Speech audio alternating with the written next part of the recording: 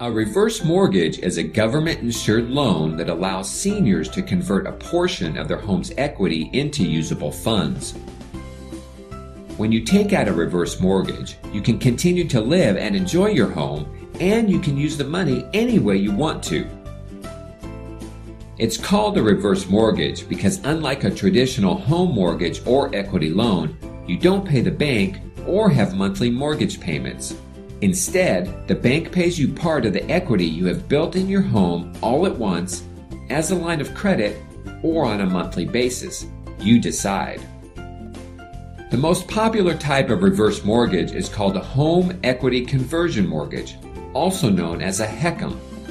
This is the only reverse mortgage program that is insured by the U.S. government. Based on an AARP study, 9 out of 10 seniors that take out a reverse mortgage believe that it has had a positive impact on their lives and reported that they were satisfied with their reverse mortgage loan.